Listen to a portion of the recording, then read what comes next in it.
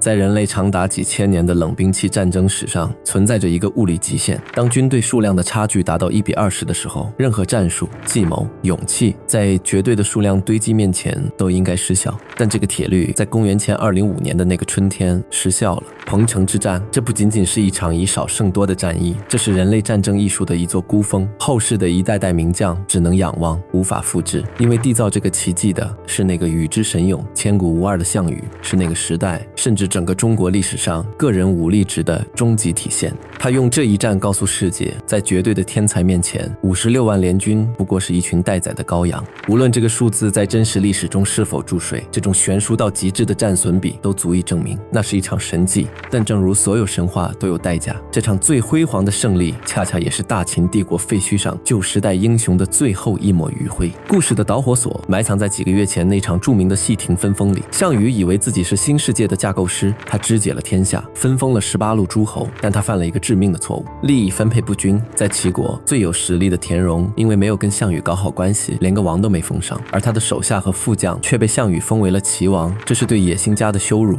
田荣怒了，项羽前脚刚走，田荣后脚就掀了桌子。田荣杀田都、田氏，自立为齐王。不仅如此，他还给彭越授了将军印，在这个东方大国的土地上点燃了反叛的烈火。这对于项羽来说是绝对不能容忍的系统 bug。他刚刚建立的霸王秩序，如果连齐国都搞不定，那18路诸侯马上就会崩盘。于是公元前206年的冬天，项羽怒气冲冲地起兵北上，他要亲自去修补这个漏洞。项羽的军事才华在北伐中展现得淋漓尽致，齐国的军队在霸王面前就像纸糊的一样，他一路平推，击溃主力，斩杀田荣。从军事上看，这是完美的胜利，但从政治上看，这是项羽战略崩盘的开始。项羽太迷信暴力了，在他的操作系统里，解决反叛的唯一按钮叫物理毁灭，他没有选择安抚，而是选择了最残酷的报复。项王烧夷其城郭，戏掳其子女，烧光城郭，抢光财物，坑杀降卒，甚至连老弱妇孺都不放过。项羽以为极致的恐惧能带来绝对的服从，但他错了。由于他的残暴，他并没有征服齐国，反而激怒了整个齐民族。田荣虽然死了，但他的弟弟田横站了出来。更重要的是，千千万万个齐国父老乡亲拿起了锄头、镰刀，甚至木棍。溃散的士兵躲进了山林，变成了游击队。齐人相聚而叛之，这不是军队对军队的战争，这是项羽一个人对抗整个齐国人民的战争。项羽引以为傲的重拳打在了一团棉花里，他攻下一座城，身后就反叛一座城。这位战神就这样被死死地拖在了齐国的战争泥潭中，寸步难行。而就在他杀红了眼，精疲力竭的时候，他身后的警报响了。刘邦，那个被项羽流放到巴蜀的流氓，越狱了。他不仅越狱了，还趁着项羽在齐国苦战的时候偷了项羽的家。刘邦打着为义帝发丧的道德旗号，一路收编了魏王、英王、赵王，各路诸侯一看项羽深陷泥潭，纷纷倒戈。56万大军，这支由各路诸侯拼凑起来的联军，像潮水一样漫进了西楚的都城彭城。刘邦飘了，他兵不血刃地占领了西楚的都城，收编了项羽的美人和珍宝。在他看来，项羽远在千里之外的齐国，腹背受敌，根本回不来。就算回来，也要拖着疲惫之师走上1个月。刘邦以逸待劳，项羽就是待宰的羔羊。56万人，天天置酒高会。这支由各路诸侯拼凑起来的队伍，就像一只臃肿的巨兽，躺在彭城的温柔乡里，毫无戒备。刘邦此时还不知道，他虽然占据了数量的绝对优势，但他面对的根本不是什么普通的将领，他面对的是一个被激怒的、处于暴走状态的军神。在绝境中，项羽做了一个疯狂的决定，他没有撤回大军，而是留下了诸将继续与齐国作战，自己只从军中抽调了3万精锐。这是当年秦始皇长城军团留下的最后底子，里面混合了大量来自北方的楼烦骑兵。这是当时东亚大陆上机动性最强、杀人效率最高的职业军人。项羽没有走常规的北面路线回防，因为那里有刘邦的重兵把守。他选择了一条谁也想不到的路线，项王乃从鲁出胡陵至萧。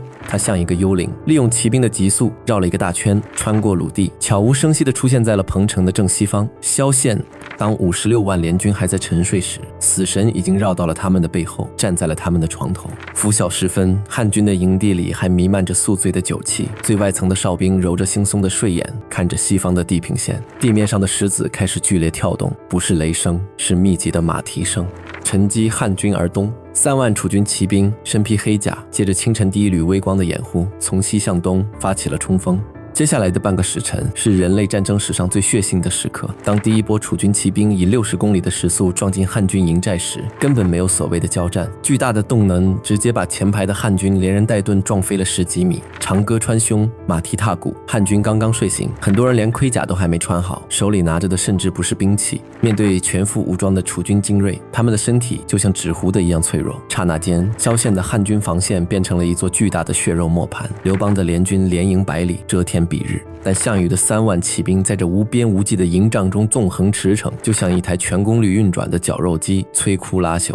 而最恐怖的锋芒在最前面，项羽亲自率领3000陷阵精骑直奔中军。一个千古无二的项羽带领3000重甲精骑驰骋在无边无际的敌阵里。这时的画面也许是整个中国古代战争史上最浪漫的一幕。这是一股无法被物理阻挡的力量，挡者死，触者碎，人马剧烈。在几十万人的惊涛骇浪中，项羽硬生生踩出了一条血路，笔直地插向刘邦的中军大旗。恐惧比杀戮传播得更快，前排的汉军被杀崩了，哭喊着向后逃，后排的汉军不知道发生了什么，以为炸营了，也跟着跑，营效发生了。56万人挤在狭窄的区域里，失去了指挥，瞬间变成了受惊的羊群。为了逃命，他们甚至开始自相残杀，无数人不是死在楚军的刀下，而是被自己人的脚踩成了肉泥。楚军的骑兵就在后面驱赶、踩踏、收割，这种被追逐的窒息感整整持续了1个上午。直到中午，这种单方面的屠杀才结束，日中大破汉军。但这还不是终点，剩下的10几万汉军被楚军像赶鸭子一样挤压到了睢水的岸边，前有大河，后有霸王，没有任何仁慈，没有背水一战，汉军接走，相随入谷，泗水，杀汉族10余万人。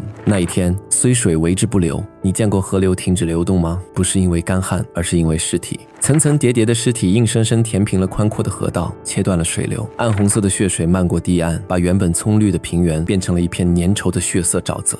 刘邦输光了，为之3重。项羽的骑兵将刘邦里3层外3层的围在核心，刀锋的寒光甚至照亮了刘邦绝望的脸。死局已定，但就在项羽准备收割最后的人头时，一件无法用常理解释的事情发生了。史记留下了这样一段近乎玄幻的记载：于是大风从西北起，折木法屋，扬沙石，姚明骤会，逢迎楚军。狂风拔起大树，掀翻屋顶，飞沙走石，天昏地暗，楚军大乱，坏散。原本整齐的冲锋阵型瞬间崩溃，战马在风暴中嘶鸣乱窜，攻势被硬生生截断。这时在后世看来，或许真的是大汉国运的具象化，老天爷亲自下场拉偏架了。而汉王乃得与数十骑遁去，刘邦抓住这稍纵即逝的一线生机，带着几十个骑兵突围而出。这是霸王离杀死刘邦最近的一次，也是天命离大汉最近的一次。逃亡路上，刘邦展现出了最极致的求生本能。为了让马车跑得快一点，他3次把自己的亲生儿女，后来的汉惠帝和鲁元公主推下马车。汉王急，推堕孝惠，鲁元车下。每一次，车夫夏侯婴都跳下车把孩子抱上来。刘邦甚至拔剑要杀夏侯婴。你可以骂他是流氓，是人渣，但在那一刻，刘邦的算法里只有2个字：活着。只要他活着，这盘棋就还没下完。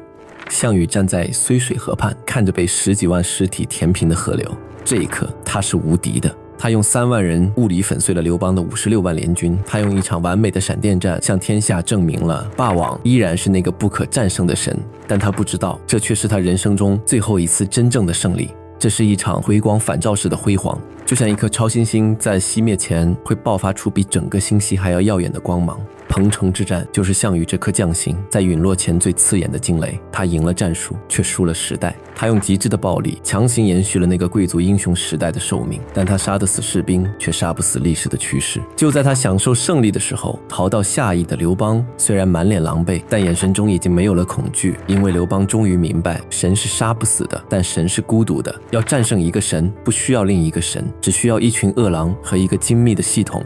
霸王的黄昏已至，而那张专门用来猎杀神的天罗地网正在悄然张开。